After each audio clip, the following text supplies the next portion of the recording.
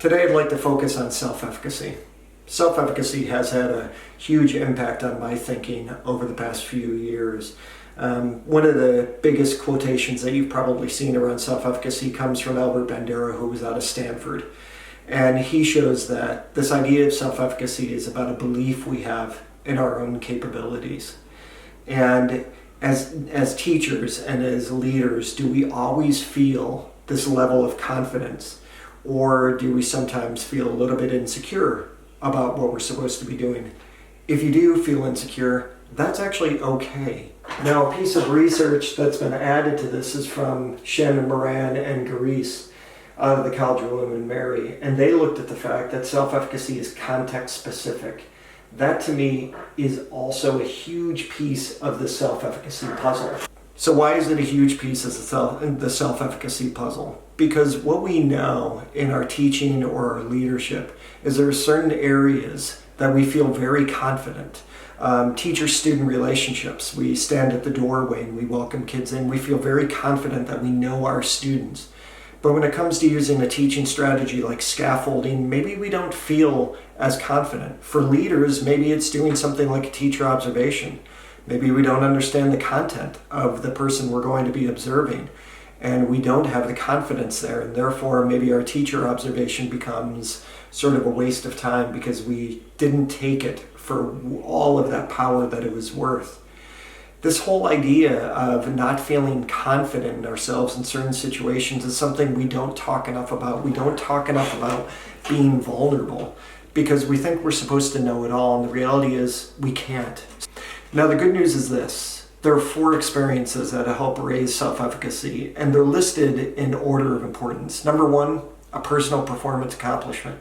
When we work with a leadership coach, or we work with an instructional coach, or we work with a peer on a cycle of learning, on, say, that example of scaffolding, vicarious experience, we learn from watching somebody else. When we go to visit a classroom of a colleague, or we're a leader and we do walkthroughs with the high school principal, because we know that that's a strength of theirs.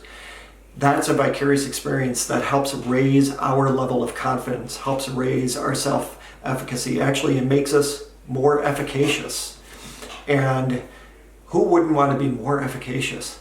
Number 3 is typically called social persuasion, but I changed it on this slide because of the fact that positive feedback is the biggest contributor. We just don't hear enough feedback or enough positive feedback. We always hear the critical side, which isn't so bad, but we need to hear more than that. We need to have a balance because the outside noise, the outside narrative about public education or education in general is not always kind.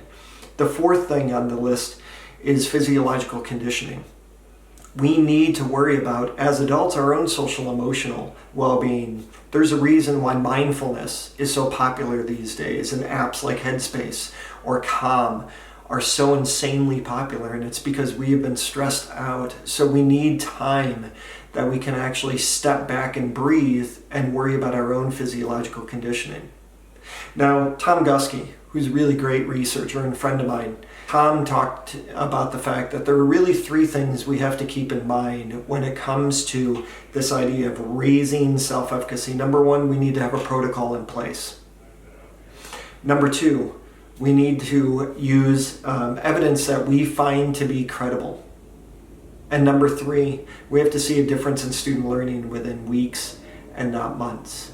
These 3 things are really important. If we have these 3 things in place, then we can offer those 4 experiences that I was talking about earlier. So this is a couple of things that I want you to think about. When you're doing professional development in your schools, when you're at your faculty meetings, how often do you offer a space where you're sharing best practices, where you can learn from each other? Not just one person, not just one teacher leader, but other people. How often do you offer the opportunity to offer a vicarious experience? When we're thinking about self-efficacy and confidence in ourselves, we should always think about this whole idea of growth mindset. Do we try to do things that we know that maybe we need help with or we don't feel as confident in? Do we actually have that same growth mindset as an adult that we tell our students that they need to have all the time. Self-efficacy is about the confidence we have in ourselves. And the only way that we're going to gain that confidence is by working with others, getting into other classrooms, learning from our colleagues, having faculty meetings that are actually focused on learning, or making sure that our PLCs focus on learning, and also holding ourselves responsible to be able to try one new thing that we don't feel as confident in. Thanks for your time.